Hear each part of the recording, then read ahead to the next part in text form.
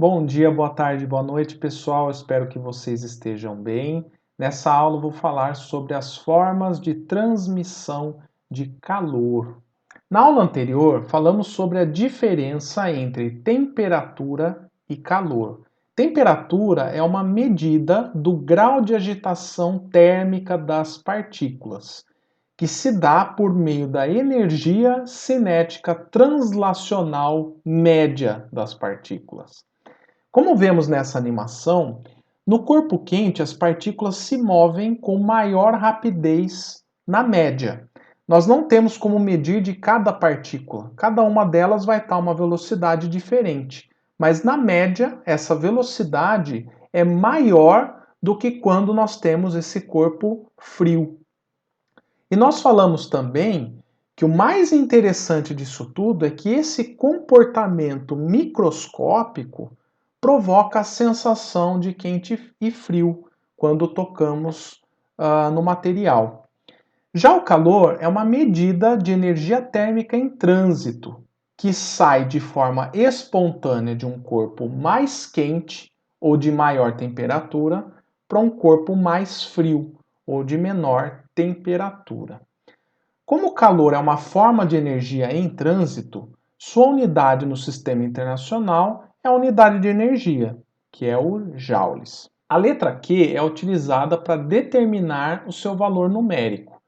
No dia a dia, a unidade que mais usamos nessa área de conhecimento é a caloria. Caloria é definida como a quantidade de calor que 1 grama de água deve receber sob pressão normal para variar sua temperatura em 1 grau Celsius. Uma caloria equivale a 4,186 joules. Muitas vezes nós vamos arredondar esse valor para 4,2 joules.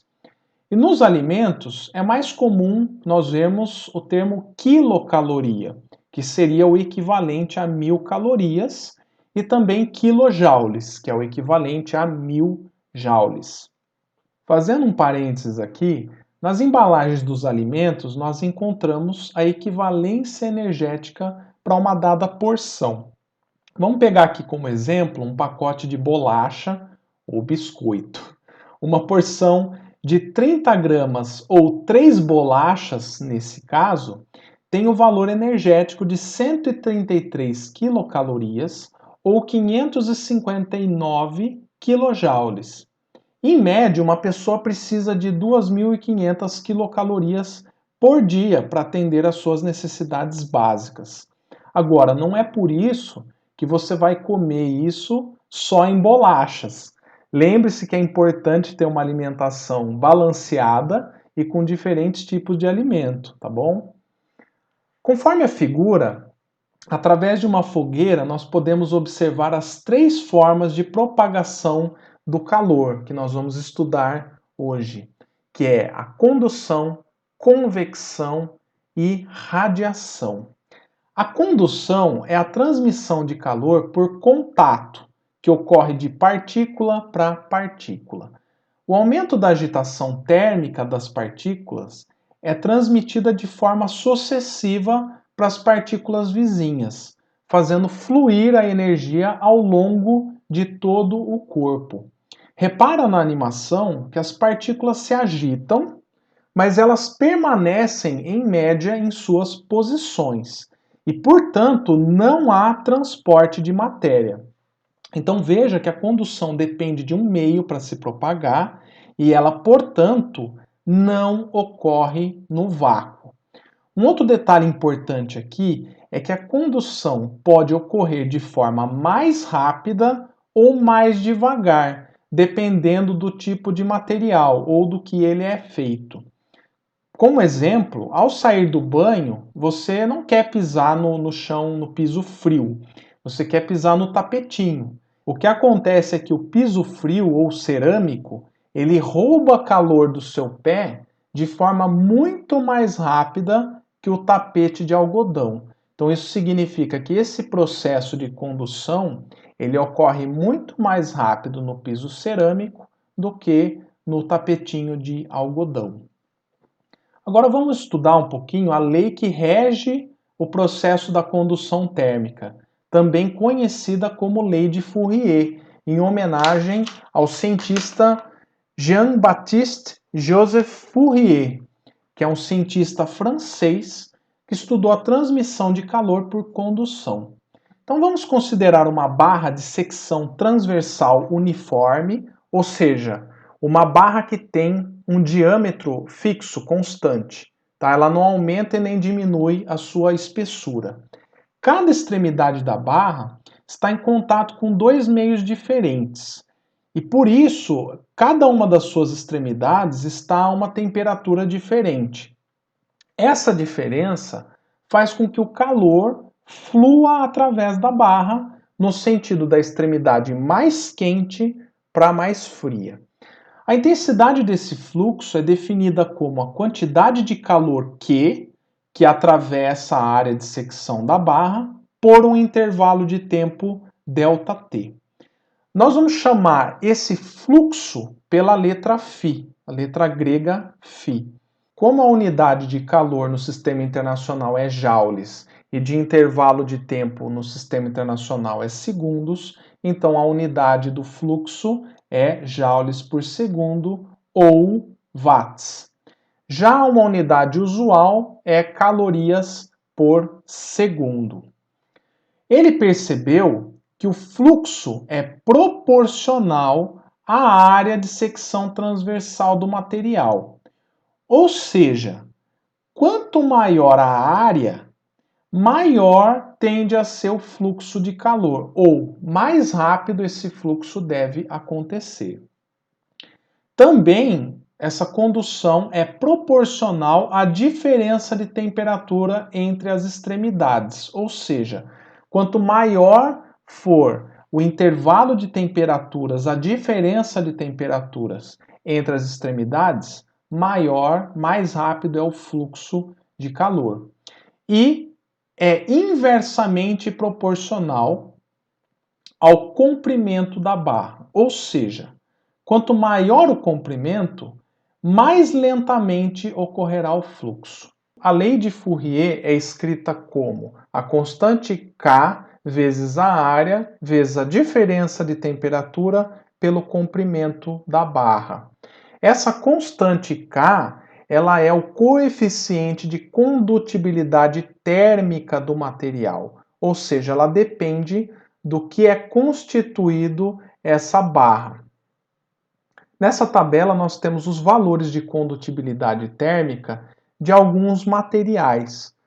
Quanto maior é o seu valor, melhor condutor é o material. Então nós vemos que no topo dessa lista temos o alumínio, o aço, teria também o ferro, materiais metálicos que são melhores condutores. Já os demais materiais são materiais isolantes, pois eles têm uma condutibilidade térmica menor. Então, na prática, a gente vê que os metais são bons condutores de calor. Agora, quando a nossa intenção é impedir a perda de calor ou pelo menos reduzir o fluxo de calor, nós usamos materiais de cerâmica, plásticos, madeira, algodão, ar, até mesmo o gelo, para que a gente evite a perda de calor. Um exemplo, a panela é metálica, onde nós desejamos que o fluxo aconteça de forma rápida, para que a gente possa aquecer o alimento de forma rápida. Já o cabo é de madeira para retardar o fluxo de calor e não queimarmos a nossa mão. A convecção é o processo de propagação de calor no qual a energia térmica muda de lugar, pois ela acompanha o deslocamento do material aquecido. Veja a simulação em que nós temos um líquido em processo de aquecimento. As partículas aquecidas se expandem devido à maior agitação de suas partículas. Isso vai fazer com que o seu volume aumente e a sua densidade diminua. Assim, essa porção de líquido sobe e o líquido de cima, mais frio, desce. Esse fenômeno é cíclico e produz as tais correntes de convecção. Esse processo cíclico é interrompido quando o sistema entra em equilíbrio, ou seja, a sua temperatura se torne uniforme em todo o volume. Dado que a convecção depende do movimento das partículas, ela não ocorre no vácuo. Vamos ver mais alguns exemplos. Para favorecer o processo de convecção e fazer o ar circular, nós colocamos os aparelhos de ar condicionado na parte superior da parede. Assim, o que acontece? O ar frio injetado pelo ar condicionado desce, pois ele é mais denso, e ocupa o lugar do ar mais quente, que sobe e passa pelo ar condicionado. Já os dissipadores de calor, aqueles encontrados dentro do computador, em cima do processador ou em outros dispositivos eletrônicos, eles têm por finalidade favorecer o processo de convecção, transferindo calor por condução ao ar mais próximo das aletas e depois fazendo com que esse ar aquecido suba e dissipe essa energia térmica produzida pelo processador. Então aí você mantém ele resfriado. Um outro exemplo é que no litoral, durante o dia, a brisa sopra sentido mar para praia. Já no período da noite, o sentido de movimento inverte. A brisa vai da praia para o mar. Isso ocorre por conta da areia ter um calor específico muito menor do que o da água. Na prática, se nós tomarmos a mesma quantidade de água e de areia, a areia precisa de muito menos energia para sofrer a mesma variação de temperatura que a água. Então, durante o dia, o ar próximo à areia se aquece e sobe por convecção, provocando o deslocamento do ar frio sobre a água da praia. Já à noite, como a água demora mais para esfriar, isso inverte o sentido do movimento das correntes de ar. Então, por isso que para aproveitar a brisa é preferível que um barco a velas saia durante a noite e retorne antes do escurecer. Aí ele consegue aproveitar essa brisa marítima. Para terminar, a radiação é o processo mais importante de propagação de calor. E por que será, hein? Sem ela não haveria vida na Terra. É pela radiação que o calor do Sol chega até a Terra. E por isso ela se propaga no vácuo e fora dele. Então a radiação é a transferência de energia por meio das ondas eletromagnéticas. Todo o corpo emite radiação devido à sua temperatura. Além disso, pelo fato da onda eletromagnética transportar energia, quando ela é absorvida, ela aquece o corpo. As ondas eletromagnéticas são divididas em 7 tipos, das menos energéticas para as mais energéticas. São elas ondas de rádio, micro-ondas, infravermelho, luz visível, que é aquela que nós enxergamos, ultravioleta, raio-x e raios gama. Normalmente, os objetos que nos rodeiam emitem ondas infravermelhas de baixa frequência. Mas quando as ondas infravermelhas de frequência mais altas são absorvidas por nossa pele, como ao lado de um forno ou de uma fogueira, você tem a sensação de calor. Por esse motivo, a radiação infravermelha é frequentemente chamada de radiação térmica. Essa radiação ela não é visível aos nossos olhos, mas atualmente alguns sensores registram sua emissão, registrando, por exemplo, em cores falsas. Essa tecnologia é aplicada na saúde, para detecção de tumores e doenças, na área militar para visão noturna, nos termômetros para medições rápidas de temperatura e também na astronomia.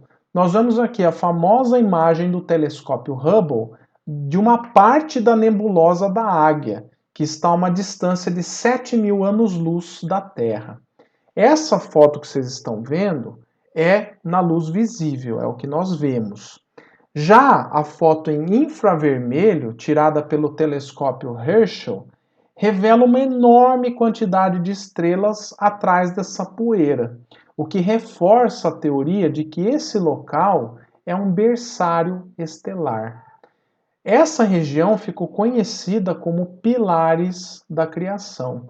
Se vocês tiverem curiosidade, pesquisem por ela no Google que vocês vão achar várias coisas interessantes a respeito. Para finalizar, vamos falar sobre a tecnologia das garrafas térmicas, desenvolvida para reduzir a perda ou ganho de calor, dependendo do que você coloca dentro dela. A tampa da garrafa térmica evita a troca de calor por meio da convecção. A parede de vidro espelhada dentro da garrafa serve para que a radiação seja refletida, o que atenua essa perda por radiação. A parede interna dupla, que separa as regiões, ela tem uma região de vácuo ou de ar rarefeito. E aí você dificulta a perda de calor por condução. Agora, veja, é claro que não existe isolamento perfeito. Após um tempo de algumas horas, o equilíbrio térmico com o ambiente é alcançado, tá bom? Então vamos aos exemplos dessa aula. Pausem o vídeo e tentem responder cada um dos exemplos, ok? Assinale a alternativa correta. A condução e a convecção térmica só ocorrem no vácuo. Falso, né? Elas dependem de um meio para se propagar. Item B. No vácuo, a única forma de transmissão do calor é por condução. Falso, né? Só ocorre a radiação. C. A convecção térmica só ocorre nos fluidos, ou seja, não se verifica no vácuo e nem em materiais do estado sólido. Verdade, alternativa C. Pois ela depende, né, do movimento, do deslocamento das partículas para transportar a energia térmica. Vamos para o item D rapidinho. A radiação é um processo de transmissão do calor que só se verifica em meios sólidos. Falso. Ela também é verificada nos demais meios, inclusive o vácuo. Item E. A condução térmica só ocorre no vácuo. Falso. Depende de um meio para se propagar. Exemplo 2. Julgue as afirmações abaixo. A irradiação é a forma de transmissão de calor através de um meio material. Essa daqui é falsa, né? Pois a irradiação também se propaga no vácuo.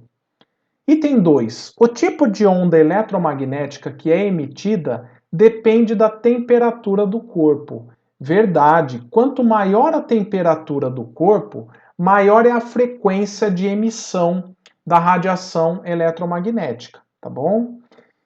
Item 3. Quanto maior a frequência de uma onda eletromagnética, maior é a temperatura do corpo que a emite. Verdade, acabei de explicar, né? Então, afirmações corretas 2 e 3. Exemplo 3.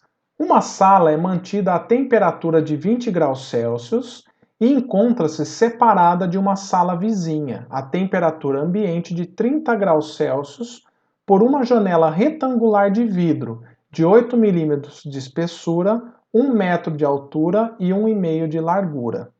Sabendo que a condutividade térmica do vidro é de 0,80 watts por metro Kelvin, o total de calorias transmitidas pela janela após 4,2 minutos é de aproximadamente... Note que nessa questão está sendo desprezada a transmissão de calor pelas paredes e está se considerando apenas a transmissão de calor por essa janela retangular. Fazendo um desenho esquemático da janela, então nós temos essa diferença de temperatura, temos a área da janela, que é por onde o calor vai fluir, né, do mais quente para o mais frio, e aqui o comprimento, a espessura da janela. Para que nós possamos calcular a quantidade de calor transmitida por meio da janela, vamos usar então a lei de Fourier. Vamos anotar os dados da questão. Nós temos que o comprimento, a espessura da janela é de 8 milímetros, que equivale a 8 vezes 10 a menos 3 metros. Temos a condutividade, que é de 0,8 watts por metro Kelvin. Temos também a área, que na verdade é o produto do comprimento e altura da janela, que é de 1 vezes 1,5, 1,5 metros quadrados. E o ΔT, que é de 30 menos 20, 10 graus Celsius. Lembre-se que variar 1 grau Celsius corresponde a variar Kelvin. Então nós não precisamos fazer essa conversão, visto que a variação é a mesma. Então, aplicando a lei de Fourier, nós temos K A ΔT sobre L. Então, esse fluxo vai ser 0,8 vezes a área, que é 1,5, vezes 10, sobre o comprimento, que é 8 vezes 10 a menos 3 metros. Aqui, ó, 0,8 vezes 10 dá 8. Então, já dá para cortar aqui. E daí nós temos 1,5 dividido por 10 a menos 3. Então, vai ficar 1,5 vezes 10 a terceira watts. Porém, ele nos pediu a quantidade de calor em calorias. Lembrando que o fluxo é calor por intervalo de tempo, e aqui eu estou usando o T minúsculo para tempo. Para achar o calor vai ser fluxo vezes ΔT. O fluxo é 1,5 vezes 10 a terceira watts, vezes o tempo de 4,2 minutos. Né? Precisa passar minuto para segundo, então aqui faz vezes 60. Não vamos fazer essa continha aqui, vamos só deixá-la por fazer. 1,5 vezes 4,2 vezes 60 vezes 10 a terceira joules. Né? Porque aqui watt vezes segundo vai dar joules. Então, portanto, passando isso aqui para caloria, lembre-se você que 1 caloria tem 4,2 joules. Ó, cortou joule, já sobrou caloria. E olha por que eu não fiz a conta. 4,2 essa divisão vai embora. Sobra, então, eu fazer 1,5 vezes 60 vezes 10 a terceira. 1 vez e meia 60 é 60 mais a sua metade, que é 30, 90 vezes 10 a terceira calorias. Professor, mas a resposta não está em caloria, está em quilocalorias. Maravilha, ó, isso aqui é o quilo, então ó, 90 quilocalorias. Alternativa D de dado. Bom, pessoal, então por hoje é isso. Espero que vocês tenham gostado, entendido a matéria e até a nossa próxima aula.